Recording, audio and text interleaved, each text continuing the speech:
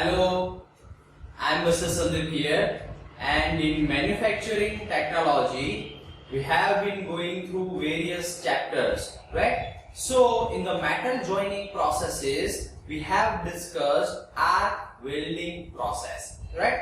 So arc welding is one of the welding processes. So in the welding processes our purpose is to join two plates together, right? So what was the concept of arc welding? We have discussed the various arc welding processes in the metal joining processes, right? So purpose of arc welding is to join two plates. And what is the principle of arc welding?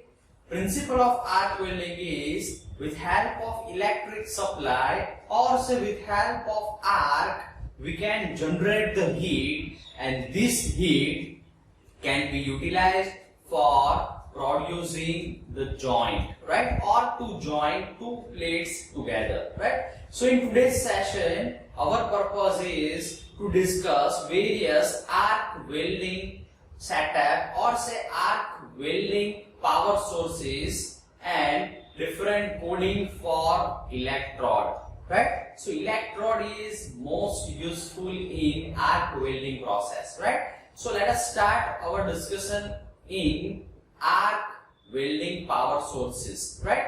So as per our principle of the arc welding, in the arc welding electric supply is used, right? So with help of electric current or say electric setup we can produce the arc or say we can do the welding, right? So as per our general setup there are two types of power sources that is generally available. So we are very familiar with the alternating current and direct current, that is AC and DC power sources, right? So in the arc welding you can use AC power source or DC power source, right? So what is the difference between AC and DC? So AC is the alternating current in which positive and negative polarity will be changed in the cycle, right? While DC is the direct current which will be having a straight polarity, either it is minus or plus or say positive or negative. So it is a direct current,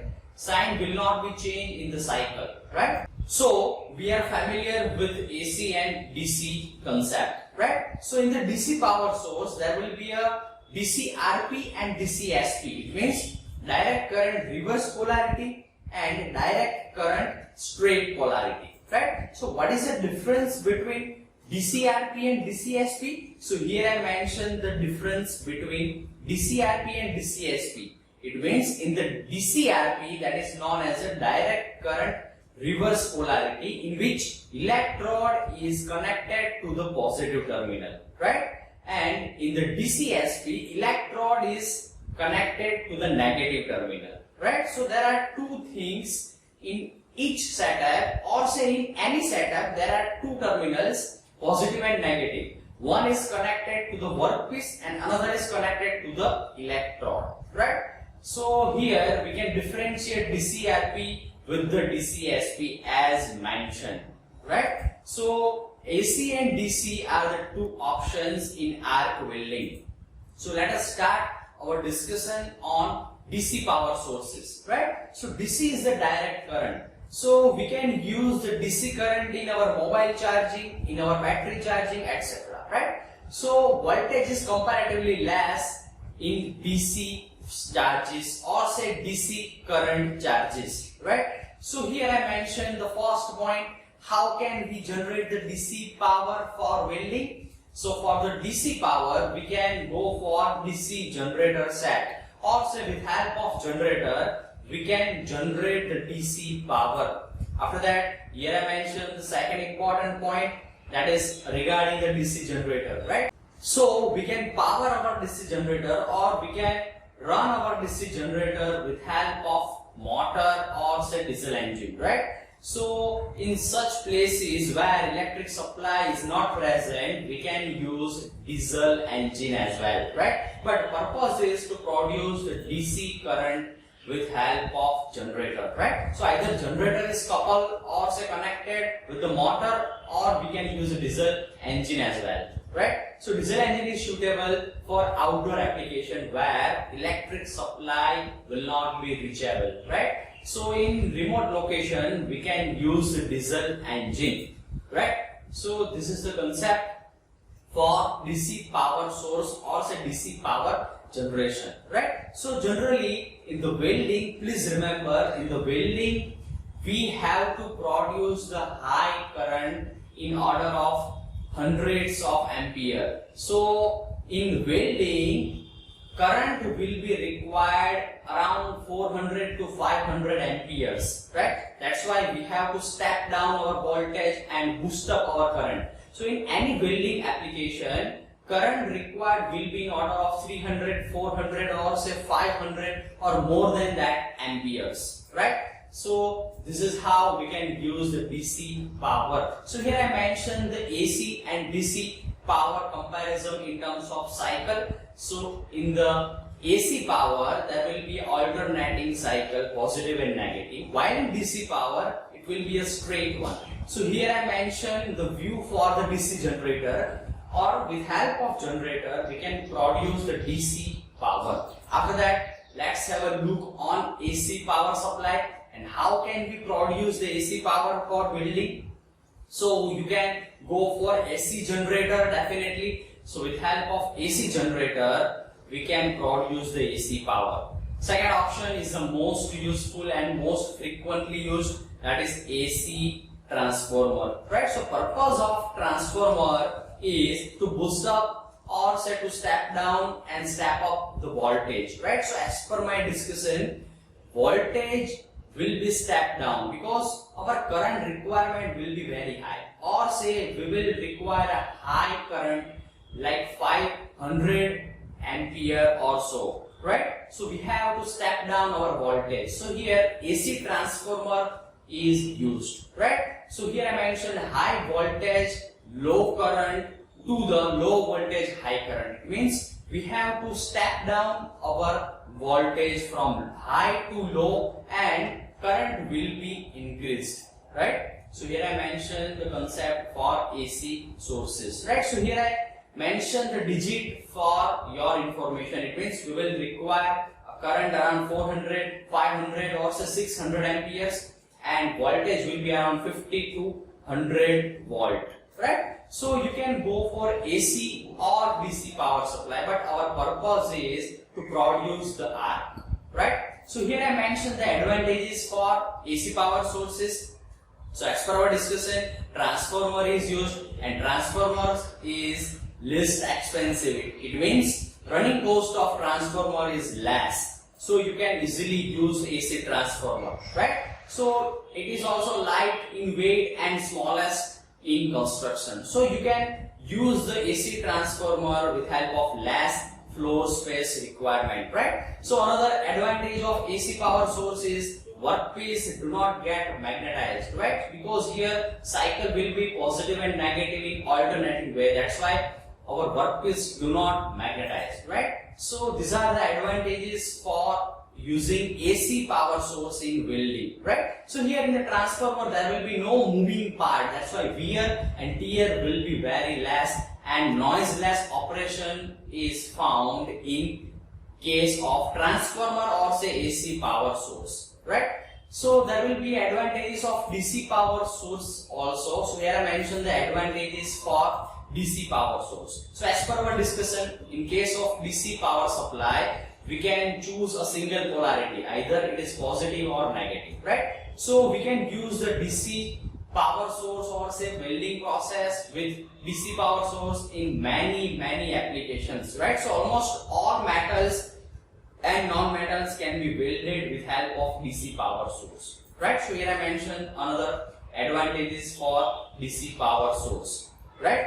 So AC and DC, there are two options, but according to our process and according to our requirement, we can choose our power source, right? So here I mentioned the voltage and current characteristic for welding machine, right? So generally three characteristics are found. First one is a drooping, then constant voltage, and then voltage rising or say rising voltage characteristic, right?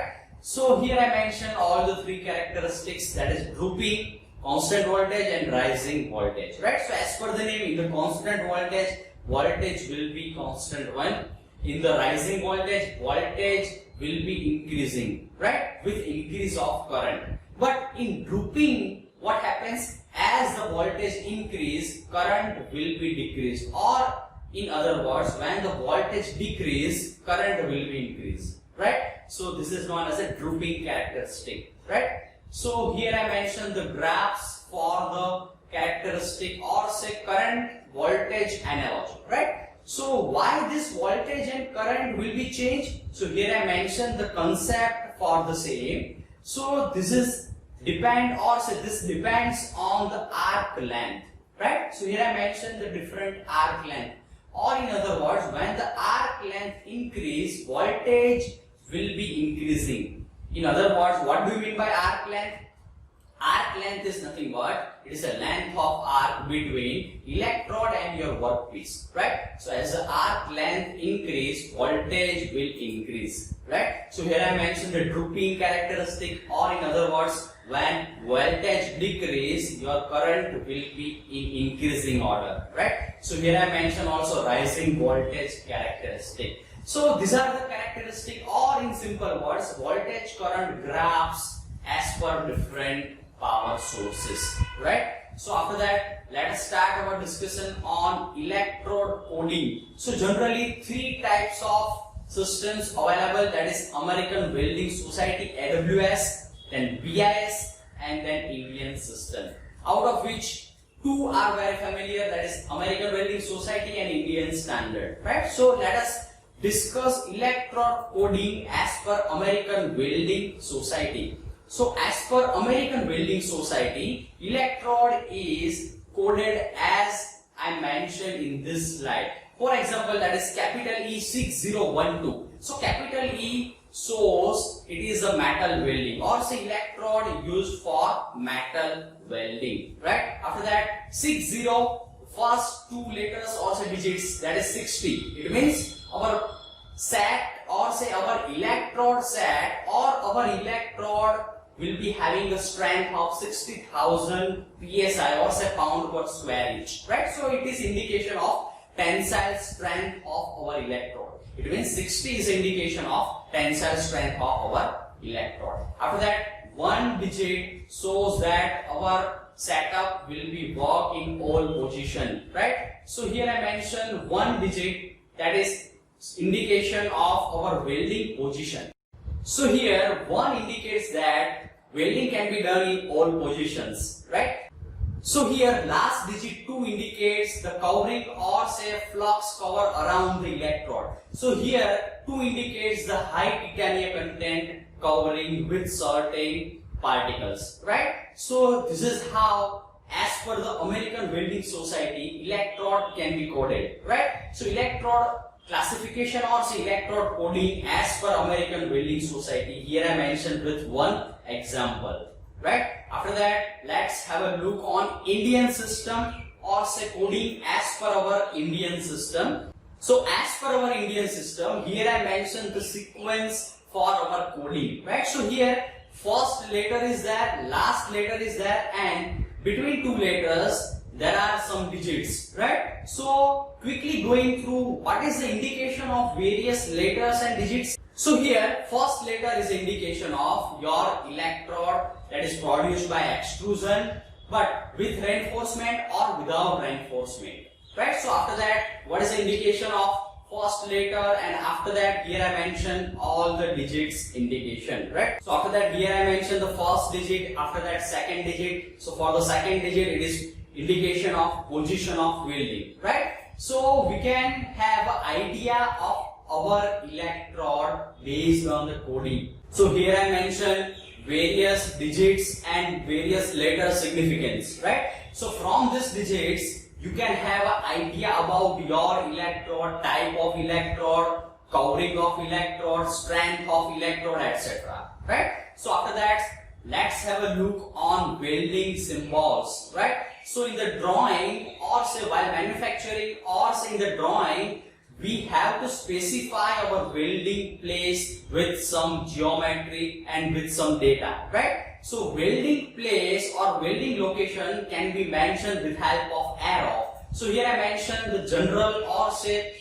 platform for showing the welding place, right? So arrow can be indicated towards the welding, right? So different types of welding symbols can be mentioned on the horizontal or say reference line. So in the horizontal reference line, you can mention your type of welding, right? So whenever our drawing sheet will be forwarded to the shop floor, our welder should have an idea about the type of welding and other details, right? So in the drawing, arrow will be shown towards our welding spot or say place. On the horizontal reference line, there will be a type of welding mentioned, and at the tail of the symbol, there will be a special remark, right? So here I mentioned the basic platform for welding. After that, here I mentioned various welding symbols, right? So there are many types of welding like butt welding, T-joint welding, corner welding, or say fillet welding. So for all that types of welding, we have to specify that particular welding with particular symbol, right? So here I mentioned various symbols for various types of weldings, right? So we have to specify that particular type of welding on the horizontal reference line. For example, here I mentioned spot welding, resistance spot welding, or say simply spot welding, then after seam welding, etc. Right? So all these symbols are very useful to be specified in the drawing of our manufacturing product. Right? So after that, here I mentioned one example of our welding symbol and how can we read our welding symbol. Right? So here I mentioned the T-joint and position of arrow with different types of system, right? So it is indication of this type of T-joint welding, but place can be denoted with help of different system. So here I mentioned both the system. In one system, our welding symbol can be drawn over the reference line or say above the reference line, while in another it is below the reference line, right? So here also I mentioned with dimension welding symbols, right? So here throat or say side of or say leg of welding can be specified in terms of mm, right? So here I mentioned in welding symbol with the dimension of your leg of the welding, right? So we can have an idea about various welding processes and various welding symbols with help of various types of welding, right? So this is all about different AC and DC or say arc welding power sources and different system of coding and welding symbols. Thank you all of you.